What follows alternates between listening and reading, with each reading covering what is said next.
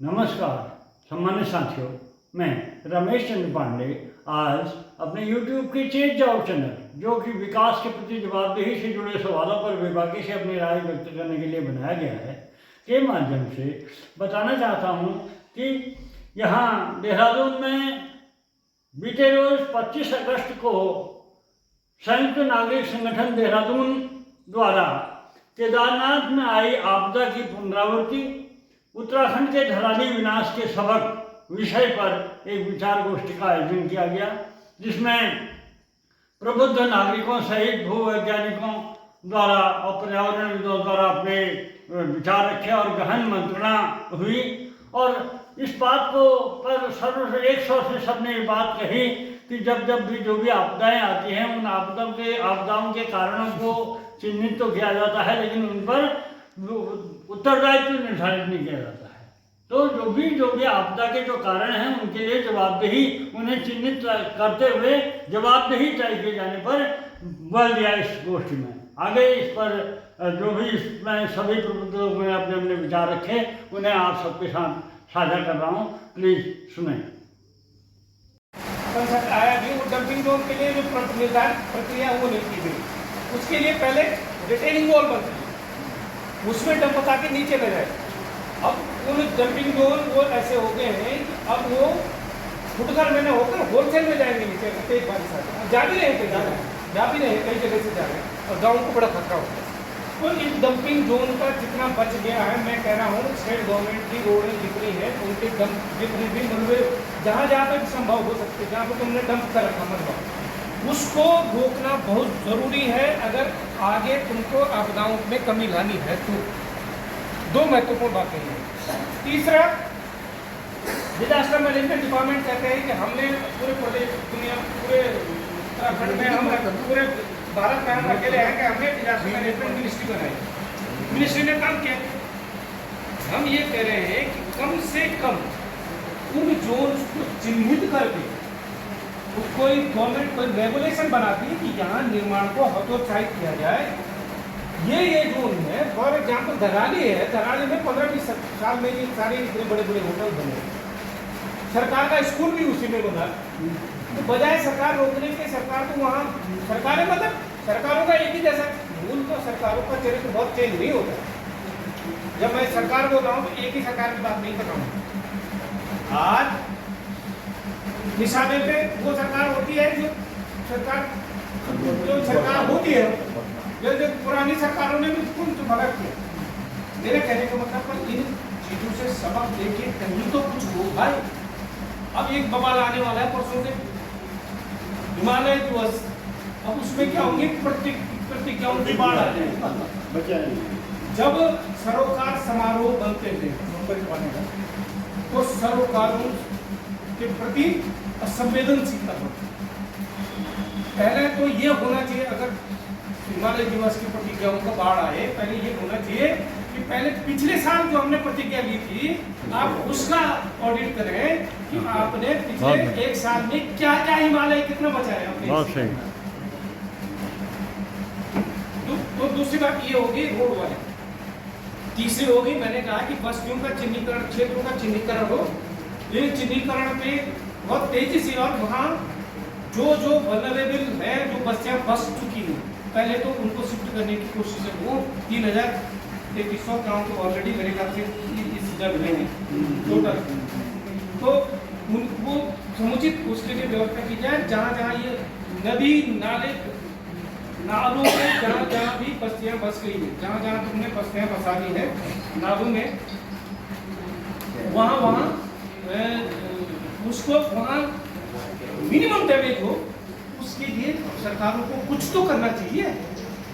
क्योंकि ऐसा आज नहीं, मैंने कहा था उस दिन जब धराली हुआ था, मैंने एक पॉडकास्ट में मैंने कहा था भाई ये कहानी तो ऐसी रहेगी, आज धराली है कल धराली, तो धराली भी तो धराली भी तो ये ऐसा होता रहेगा। तो मैं ये कह रहा हूँ कि इसके लिए सरकारों को राउंड द ईयर, आपके पास 4 बड़े मुद्दे, बहुत ज्यादा बड़े मुद्दे नहीं है, 4 बड़े मुद्दे हैं जिनको मैनेज करने की जरूरत है। विकास इसी पर आधारित होगा, इन चीजों को मैनेज करने। पहले तो यात्रा को प्रबंधन, ये भी बड़ी आपदा है। जिस तरह से हमारे यहाँ यात्रा आपदा में परिवर्तित होती जा रही है, आप देखिए कि क्या जनसेना वो पूरा का पूरा पहाड़ बंधक बन जा रहा है।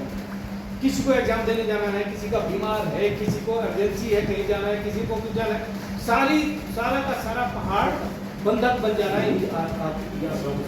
और सच बताऊं तो इससे इकोनॉमिक बेनिफिट उतना उसका 10% भी नहीं है जितना प्रोजेक्ट किया जाता है।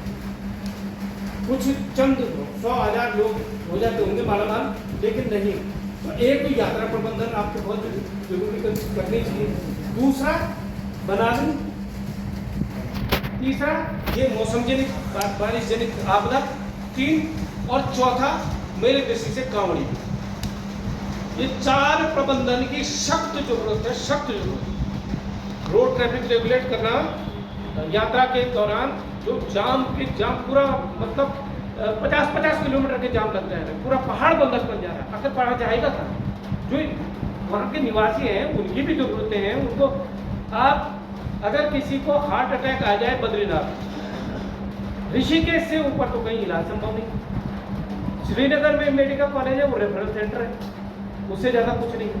तो कितना दुश्वारियाँ हो गई हैं तुम्हारे प्रदेश के लिए, जो प्रदेश में रहते हैं।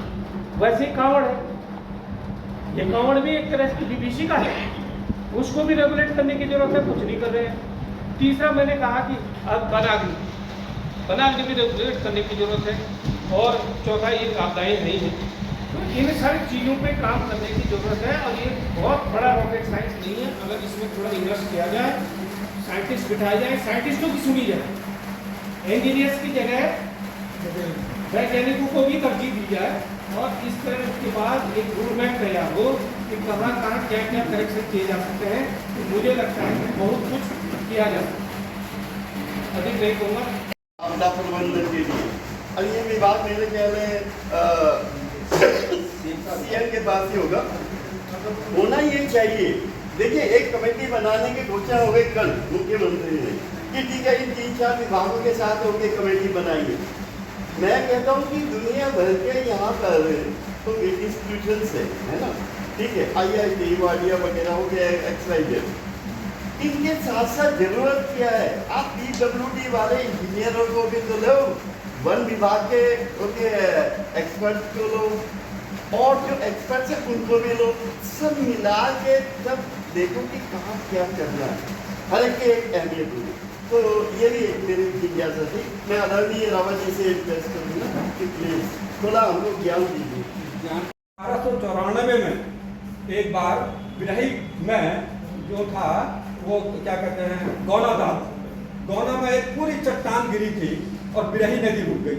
इतनी बड़ी झील बन गई थी कि नैनीताल से भी बड़ी झील बन गई। और अब ये हुआ कि ये झील क्या होगा, आगे से सारे बोल्डर लग गए, अब टूटेगी तो क्या होगा, बहुत बड़ा नुकसान होगा एकदम। तब उतनी बड़ी हमारे पास वो नहीं होती। गौना ताल बिल्कुल जो है बिरही से ऊपर जाना पड़ता है। तो ताल जब बन गई तो अंग्रेजों ने क्या किया कि वहाँ पर एक शेल्टर बना करके कुछ लोगों को नियुक्त कर दिया कि रात दिन तुम्हें ये देखना है और ये कब टूटता है क्या होता है इसकी खबर देंगे। और वहाँ उन्होंने बाद में जब काफ़ी साल तक ताल बना रहा तो उन्होंने वहाँ कुछ नावें भी डाल दी। उनका इरादा था कि इसको एक पर्यटक स्थल बनाया जाए, लेकिन उनको ये भी संशय था कि ये कभी टूट सकता है। तो हुआ क्या, अब देखिए ना, उन्होंने कहा कि कभी आपदा आ गई तो ये टूट गया तो हम कैसे बचेंगे, अपने लोगों को कैसे हम अलर्ट करेंगे कि तुम बच जाओ।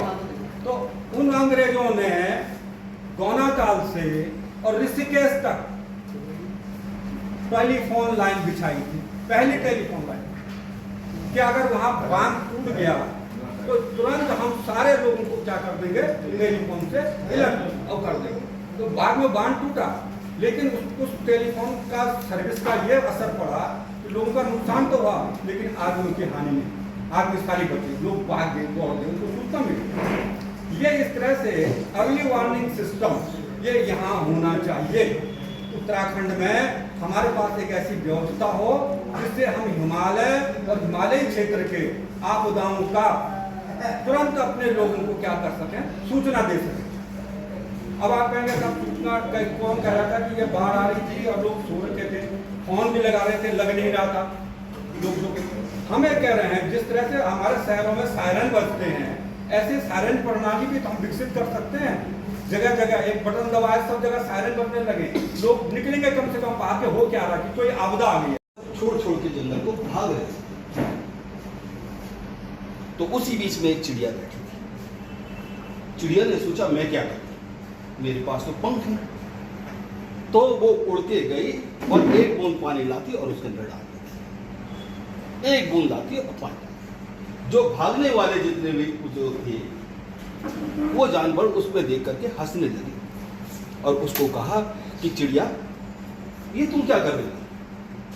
क्या तुम्हारी एक इस बूंद से ये जंगल की आग बुझ जाएगी? तो चिड़िया ने कहा, सबको समझाया कि मेरा एक कर्तव्य है, आग बुझे नहीं बुझे लेकिन मैंने प्रयत्न तो किया। वो यहाँ पर देखने बहुत सुंदर। अब आ रही हैं आप वो चीज मुझे आज यहाँ पर देखने के लिए मिल रही है और मैं आपको पूरा पूर्ण रूप से ये कह सकता हूँ कि आपके प्रयास विफल नहीं है। प्रयास करने वालों को कभी हार नहीं होती। ये सरकार भी बहुत अच्छा कर रही है सब, लेकिन अब वो पर्यावरण में ऐसी घटनाएं क्यों होती हैं? ये घटनाएं अभी सतीश सर ने भी कहा, वो आपने भी कहा सर, कि पूर्व में कैसे होता था, हमारी छोटी छोटी बस्तियां होती थी सब, और हमारी आवश्यकता भी उसके अकॉर्डिंगली होती थी। हम इको फ्रेंडली रहते थे, हमारे साथ में वन्य जीव भी रहते थे और वो भी रहते थे, सब चीज रहती थी। और उसमें हमने जीवन के हमारे फोर फादर्स ने अपनी कई पीढ़ियां निकाल दी, जिनके पास कोई साधन नहीं था, सड़क का साधन नहीं था, पानी का साधन से नहीं था, गधेरे। अब ये जो है, अब वर्तमान में ये आप 20 या 25 साल या 30 साल या 50 साल की घटनाएं बता रहे हैं जो सारी घटित हो रही हैं। इसमें घटित हो रही है, क्यों घटित हो रही है? आपने कहा ग्लोबल वार्मिंग से ग्लेशियर्स का पिघल जाना। दूसरा, जितने भी बनने हैं, आपकी जो पर्वत श्रृंखला है ना, मध्य भारत और ये जो है शिवालिक रेंज जो है, ये ग्रेवल और उसकी बनी हुई है, अभी सेटल्ड नहीं हुई है साहब। इसके अंदर जब वाटर प्रेशर बनता है इनसे हाइड्रोइलेक्ट्रिसिटी से, तो उसमें पर्कुलेशन होता है। पर्कुलेशन होने के बाद में वो अपना राह निकालता है, जिसे वो गधेरे के रूप में कह देते हैं, या किसी के रूप में निकल जाता है। लेकिन गधेरों का बंद हो जाना ये एक चिंताजनक विषय है। गधेरों का बंद हो जाना चिंता आवश्यक होना है, क्योंकि पर्कुलेशन तो हो रहा है, ये पानी कहाँ पर्कुलेट होके जा रहा है? गधेरे का आपने एक छोर तो पता है कि गधे में पानी आ रहा है, उसका आराम तो पता ही नहीं। तो वहाँ तो इतना सब कंक्रीट का जंगल बन गया है ना। और ले पहले से रहा अकेले पहले था और नीचे 2-4 घर थे, है ना। मैं ज़्यादा नहीं बोल रहा, ये मेरा अपना एक्सपीरियंस है, उनको मैं शेयर कर रहा हूँ। हमें सोचने की जरूरत है, क्योंकि जिस प्रकार से उत्तराखंड में ये सारी आपदाएं आ रही हैं, इससे तो लगता है कि जैसे उत्तराखंड आपदाओं का हॉटस्पॉट बन गया है। दूसरी बात ये है सर कि इसमें मतलब मैं डायरेक्टली सुझाव के ऊपर आऊँगा कि मेरा सुझाव ये है कि इसमें जैसे डॉक्टर साहब ने बताया कि अवेयरनेस सबसे ज़्यादा ज़रूरी अवेयरनेस है। अवेयरनेस सिर्फ हमारे शहर में लोगों को नहीं, जो गांव में रहते हैं उनको भी किसी न किसी प्रकार से अवेयर करवाना कि अगर आप आज खुश हो तो कल दुख भी हो सकते हो, कल आपदाएं भी आ सकती हैं, फिर आपको क्या करना है। बनगुजर और या भेड़ पालक है, उनके साथ काफ़ी यात्राएं करी हैं मैंने। तो इस क्षेत्र में धाराली वगैरह भी मैं गया हूँ। 1990 में जब मैं पैदल गया था तो वहाँ ये चीज़ें नहीं थी, बहुत कम बसाव था, ऊपर ही हाइट पे गाँव था। तो गुजर का पड़ाव होता था, तो पड़ाव इस साइड में था, गांव ऊपर तक, तो घास वगैरह वो महिलाएं इकट्ठा करती थी, इनको बेचती थी। लेकिन गुजर ऐसी जगह पर पड़ाव नहीं करते थे, इतनी सैकड़ों भैंसों को लेके जाते थे, उनको नॉलेज था। वो हमने पूछा कि यहाँ तो अच्छा है, भैंस कह रहा भैंस भी नहीं रुकेगी वहाँ पे, और क्यों? भैंस का अपना पड़ाव है, वो भी जानती है कि यहाँ पे कभी भी फ्लड आ सकता है, क्योंकि फ्लड पहले ही आते थे, तो वहाँ भैंस भी नहीं रुकती। तो हम कहते हैं अकल बड़ी कि भैंस बड़ी, थे वहाँ देखते भैंस ही बड़ी है कि वो रुकती नहीं है उनके बीच में, और सबसे बुढ़ी भैंस होती है, सबसे आगे जाती थी, क्योंकि बाकी उसे फॉलो करते थे। ये उसका वो है। तो एक मेरा अपना अनुभव है कि जो परंपरागत ज्ञान है हमारा स्थानीय लोगों का, और जो माइग्रेट जो जातियाँ हैं, चाहे गुर्जर हों चाहे भेड़ पालक हो, बहुत सारे लोग हैं, उनके ज्ञान को भी हमें लेना चाहिए और उस ज्ञान को हमें लेके आगे बढ़ना चाहिए, उन्हें शामिल करना चाहिए। धन्यवाद। मुझे लगता है कि हिमालय नीति और हिमालय विकास मंत्रालय के साथ साथ हिमालय के लिए आईएएस और आईपीएस का भी अलग से कैडर बनना चाहिए, जो केवल हिमालयी राज्यों के ही अधिकारियों को मिलाकर जो है, ताकि वो उसको ज़्यादा बेहतर ढंग से समझ सके। वहाँ की परिस्थितियाँ, वहाँ का विकास किस तरह से होना चाहिए, चाहे वो नागालैंड का आदमी होगा तो वो ज़्यादा बेहतर तरीके से समझेगा, या जम्मू कश्मीर का आदमी होगा तो वो उत्तराखंड में किस तरह का नीति होनी चाहिए वो ज़्यादा बेहतर तरीके से समझेगा। अब आप दूसरी चीज़ आप देखेंगे तो ये सड़कों का जो जाल बिछा है, एक तो सड़कों ने जो PMGSY जो है, एक इसने बहुत नुकसान किया है, दूसरा रोजगार तो दिया है, बहुत बड़े पैमाने पे दिया है, लेकिन जो होम स्टे है इसने बहुत नुकसान किया है। वो कैसे किया मैं आपको बताता हूँ। मैं अभी जब धराली हुआ तो उसके बाद उत्तरकाशी हम लोग गए, तो मुझे वहाँ मातली हेलीपैड पे जब रेस्क्यू करके लाए जा रहे थे, रेस्क्यू तो क्या ला रहे थे, वो यात्रियों को ला रहे थे। जब उनको ला रहे थे तो उसमें मुझे 5 आदमी ऐसे मिले जिनमें से 4 देहरादून के थे, 1 रुड़की के थे। तो हमने उनसे जब पूछा, हमने कहा भाई आप लोगों का कोई नुकसान वगैरह क्या? हमारा तो अभी खैर चल ही रहा है, काम चल रहा था। तो सबके जो है उनके रिजॉर्ट बन रहे, किसी के होम स्टे बन रहे थे, कि होम स्टे बन रहा है 10 कमरों का बन रहा है। तो कहने का मतलब ये है कि वो सबको दिख रहा था, खुली आंखों से दिख रहा था। खुली क्या मैं तो कह रहा हूँ, बंद आंखों से भी आदमी वो देख सकता था किस तरह से वो आता है और वो यूँ टर्न ले रहा है, वो जो गधेरा जिसने है, यानी कि आपने उसका रास्ता, आपने ठोकर पे आ गया, आप बस गए हो तो आपने जाना ही जाना था। लेकिन जब ये रोकेगा कौन? ये रोकेगी सरकार। सरकार इसलिए नहीं रोकेगी, सरकार नहीं चाहती कि आपदा रुके और सरकार के अफसर नहीं चाहते आपदा रुके। वो इसलिए कि मोदी ने जो एक मंत्र भी दे दिया आपदा में अवसर, तो इनके लिए आपदाएं अवसर है। सरकारों के लिए, सरकारों में बैठे लोगों के लिए आपदाएं अवसर है, उनके लिए आपदा चिंता का विषय नहीं है। वो उसमें अब कई हज़ार करोड़ का केंद्र के पास जाएंगे, उससे पैकेज आएगा जोशीमठ के नाम पर। आज तक क्या हुआ है और सब आपके सामने आई है, किस तरह से जो है इतने 1000 करोड़ आ रहे हैं, ये होगा, यहाँ से ये सब होगा। तो ये जो है, इसलिए सरकारें वो नहीं करें। ये तो बधाई मैं त्यागी जी और बावला जी और तमाम जो आयोजक हैं उनको देना चाहता हूँ कि जो बैठक आप जिस तरह से आप लोगों ने बिठाया है, ये काम सरकार का था। सरकार ने इतने साल हो गए, 20-25 साल हो गए राज्य बनने के बाद से आपदाओं का घटनाक्रम से आप 2002 में बूढ़ा केदार से लेके और आप तो थराली तक जो है, हर साल इतनी बड़ी घटनाएं, इतनी सारा हुआ है। कोई आयोग आपने आज तक नहीं बनाया कि जो पूरा वो करे कि किस तरह के उसमें वैज्ञानिक को शामिल करते, उसमें और विशेषज्ञ थे उनको शामिल करते। आपको कौन दिखाई देता है? आपको फिर जो सर पे कफन बांध के जो समाज सेवा और पर्यावरण सेवा करने वाले हैं घूमते हैं, तो वो आपको जो है दिखाई देता है। हर उसमें सरकार उन्हीं से सलाह वलाह करती है, जो बाकी जो विज्ञान से जुड़े लोग हैं, तमाम लोग हैं, तो वो नहीं। तो इस पर बहुत एक व्यापक स्तर पर इस पर काम होने की ज़रूरत है सरकारी तौर पर, कि पूरा एक सर्वे हो। अर्ली वार्निंग सिस्टम वाली जो डॉपलर वाली आपने बात करी, डॉपलर रडार संभवतः वो पकड़ ही नहीं पाया कि उस दिन वहाँ कितनी बारिश हुई। नीचे तो खैर बहुत ज़्यादा बारिश नहीं थी, लेकिन इसी तौर पर ऊपर जिस तरह का अब निकल के आ रही चीज़ें। हाल ये था कि मौसम विभाग ने स्कूलों में लगाई थी वहाँ 44 सड़क से लेकर 44 सड़क तो उस पर हेलीपैड पे भी है, और जगह कोई काम नहीं कर रही थी। अब जब उसके 2-3 दिन बाद से, तो अब जाके वहाँ के डाटा आने शुरू हुआ है कि हरसिल से लेके, हरसिल पे भी था उनका ऑब्जर्वेटरी, लेकिन वो भी काम नहीं कर रही थी। तो अब जाकर वो चीज़ें सामने आने, अब डाटा आने शुरू हुए उसके 4-5 दिन से। उस दिन हालांकि उन्होंने दिए थे तो जहाँ से भी जुगाड़ किए होंगे, उसमें भी 30 mm यानी कि 30 सेंटीमीटर की बारिश हुई थी वहाँ। 30 mm। तो वो कहीं से जुगाड़ वुगाड़ करके उन्होंने दिए उस दिन डाटा। तो वो डॉपलर रडार का हाल ये था कि 2014 में ND तिवारी सरकार ने वो के समय गया था वो प्रस्ताव, आनंद शर्मा उस समय वो होते थे। हम लोगों ने काफ़ी खबरें उस समय लगाई कि डॉपलर रडार वो 10 साल तक, करीब 10-15 साल तक, वो 10 साल तक टर्म पड़ा रहा प्रोजेक्ट, कुछ नहीं हुआ उसमें। उसका जब केदारनाथ हुआ तब इन्होंने हाथ पैर मारे, 3 डॉपलर रडार लगाए। अर्ली वार्निंग सिस्टम पे वो आनंद शर्मा जो थे उस समय मौसम विभाग के, उन्होंने कई बार इनको वो करा। अर्ली वार्निंग सिस्टम पे आज तक काम नहीं किया। वो तो भला हो, आपका जो रेणी आपदा थी तो उसमें वो फेसबुक लाइव वगैरह करने वालों का जो नीचे काफ़ी लोग बच गए उसकी वजह से, ताकि लोगों को समझने का एकदम से हुआ तो समझने का मौका मिल गया इतना।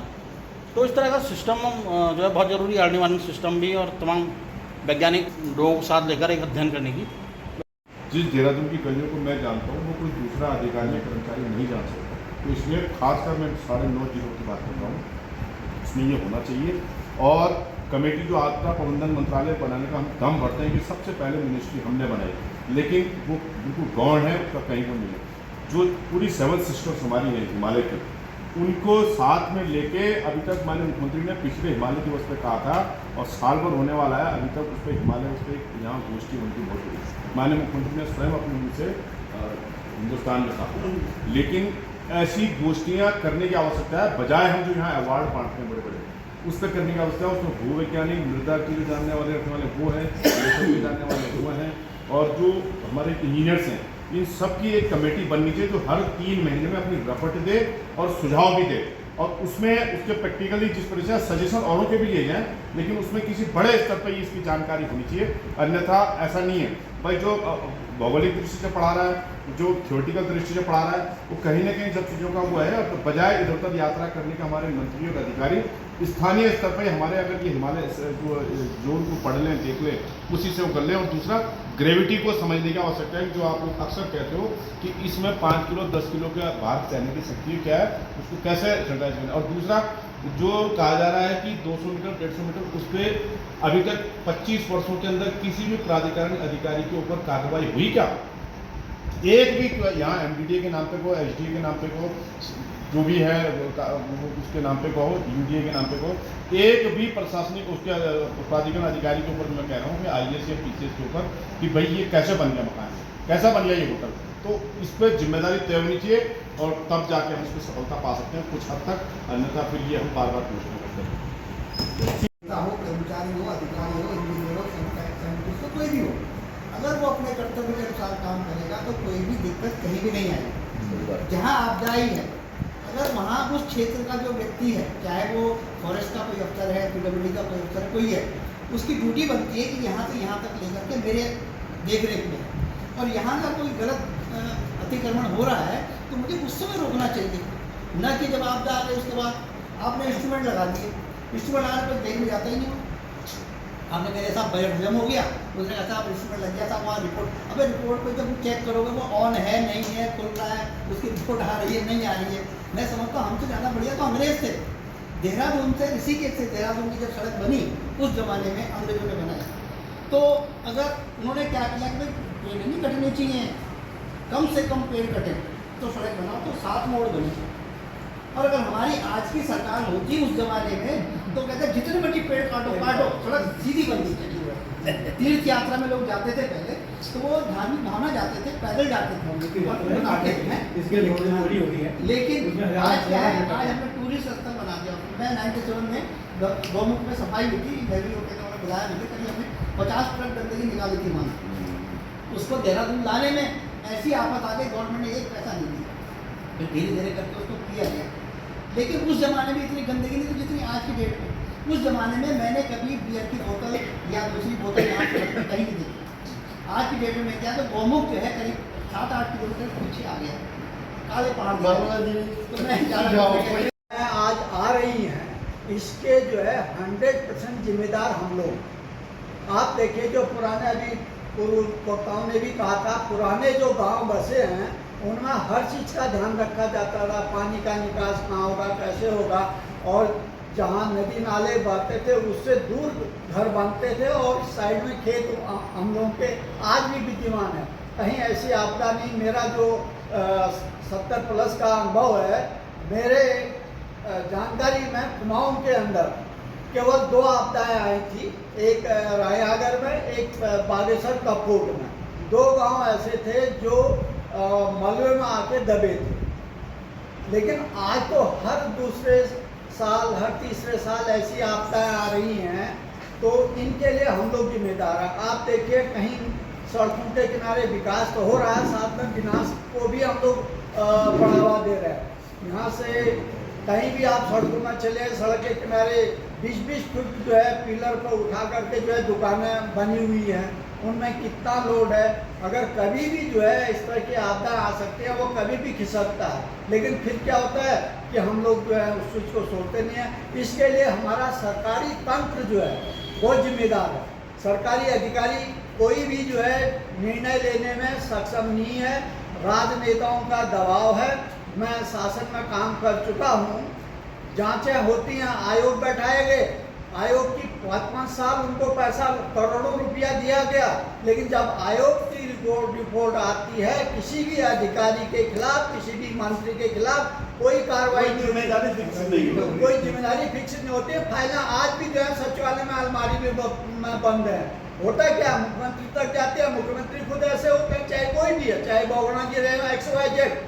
तिवारी जी के अलावा किसी भी मुख्यमंत्री के पास कोई ऐसी योजना नहीं थी जो जनहित के लिए हो। सब अपना पेट भरा, जितने भी मुख्यमंत्री आते थे, जांच आयोग की रिपोर्टर अलमारी में बंद करा दी इन मुख्यमंत्रियों ने। अगर वो फाइल ना खुल जाए तो एक भी जो है बाहर नहीं जा सकता, सब सलाखों के पीछे होंगे, लेकिन कोई करने वाला है। आज देखिए, पुराने समय में पुल बनते थे, सालों सालों चलते थे, आज पुल बन नहीं रहा होता, पीछे से वो बह जाता है।